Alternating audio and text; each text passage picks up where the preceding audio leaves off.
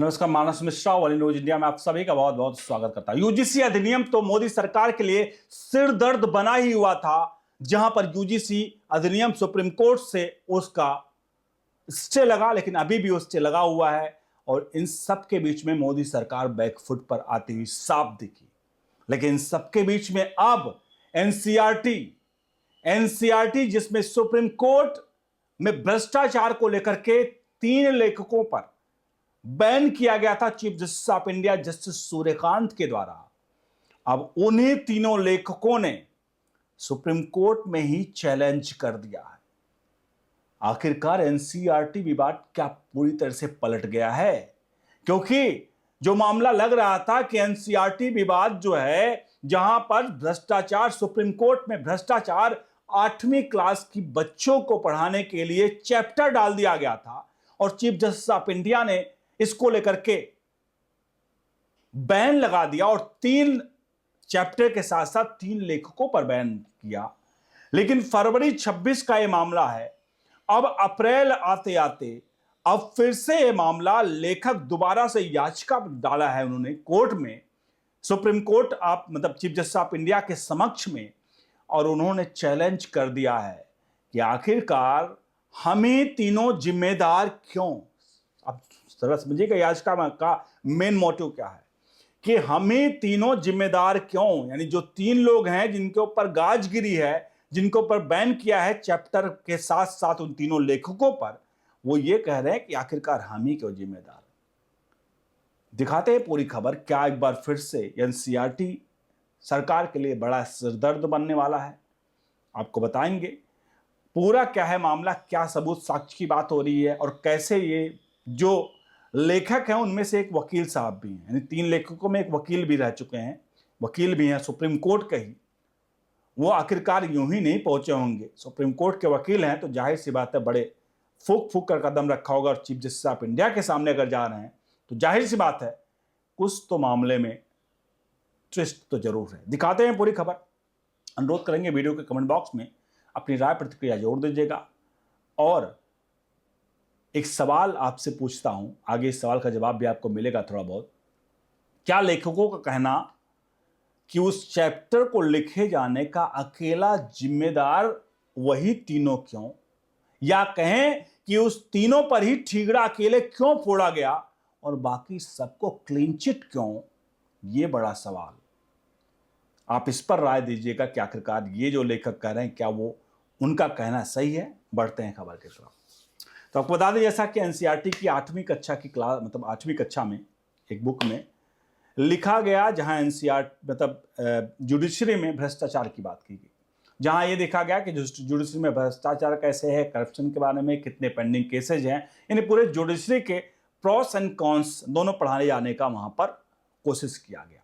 यानी साफ तौर पे वहां कहा गया कि भाई इसमें क्या क्या है सुप्रीम कोर्ट में, उसको पढ़ाया जाएगा 8वीं क्लास में। मामला chief justice of India justice Suryakant के संज्ञान में आता है।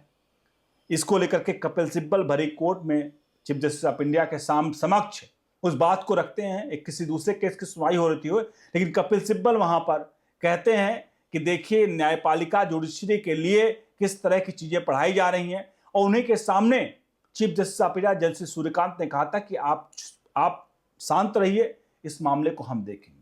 उसके बाद चीफ जस्टिस ऑफ इंडिया ने स्वतः ही इसको लेकर के सुमोटिव लिया, यानी कि सेल्फ संज्ञान लिया, और सेल्फ संज्ञान लेकर के इस मामले की सुनवाई की, और आखिरतः अंततः 26 फरवरी को इस पर फैसला सुनाया था, जिस फैसले में कहा गया था कि जो ये चैप्टर है पहला, इस चैप्टर को बैन किया जाए, तो उस चैप्टर को उसको बैन कर दिया गया पहला।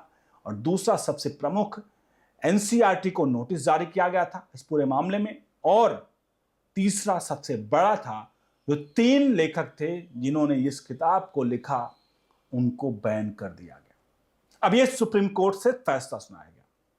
अब सुप्रीम कोर्ट में 26 फरवरी को फैसला सुनाया और 3 महीने लगभग हो गए।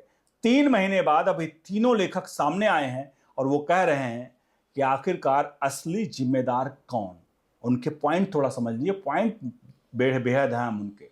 उनका यह कहना था कि ये जो किताब लिखी गई है, ये किताब अकेले हमारी नहीं लिखी हुई है, ये कलेक्टिव काम है। एक टीम का कलेक्टिव काम है, मतलब कई लोगों ने मिलकर इसको लिखा है और कई लोगों का इसमें मेहनत है।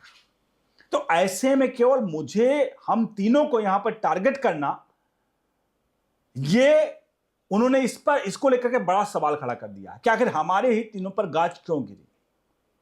और एक सबसे प्रमुख उन्होंने कहा कि भाई अगर एनसीईआरटी, जो पहले तो जब हमने ये चैप्टर लिखा गया तो एनसीईआरटी ने पूरी तरह से हामी भरी इस चैप्टर को, तो क्या एनसीईआरटी ने इसको अगर लेकर हामी भरी थी, जब फाइनल हुआ था इसको लेकर के, फाइनल रिव्यू करने के बाद ही सरकारी जो भी विशेषज्ञ थे, सरकारी पैनल थे, वो सबने रिव्यू किया था ना, रिव्यू करने के बाद भी ना इसको छापा गया था।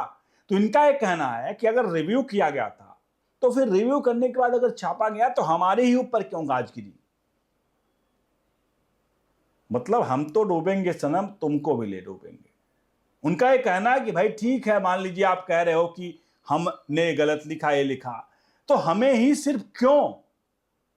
अब प्रथम दृष्टया इस तरह की बातें सुनकर आपको भी लगेगा भाई ठीक है, हमें ही क्यों।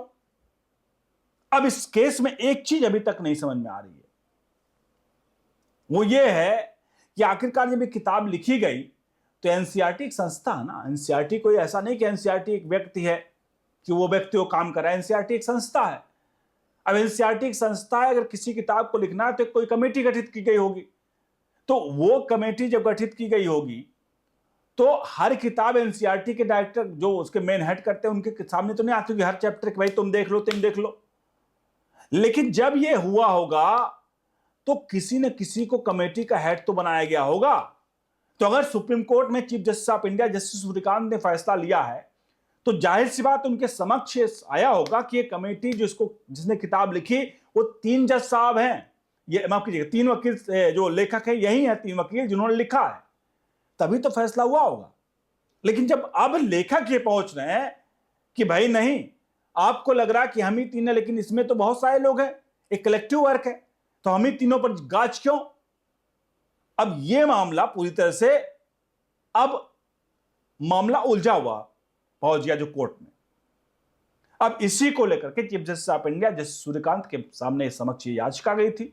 उन्होंने सुनवाई करने की तारीख दे दी है कि वो अब इस पर सुनवाई करेंगे। एक बात जरूर है कि यह मामला यहां नहीं दबने वाला है, क्योंकि 3 महीने बाद ये लोग पहुंचे हैं जो लेखक हैं। क्योंकि देखिए, अगर किसी के ऊपर आरोप लग रहा है और वो अगर उसके ऊपर गलत आरोप है तो 3 महीने लगाएगा। राजनीतिक दल नहीं है कि चुनाव का टाइम आएगा तब वो आएंगे बोलेंगे। अगर उन्होंने 3 महीने का समय लिया है तो क्या कारण है, क्या चीजें हैं, क्या कानूनी पहलू है, वो जब उनकी बातें आएंगी तब तो पता चलेगा 3 महीने का टाइम क्यों लिया था उन्होंने।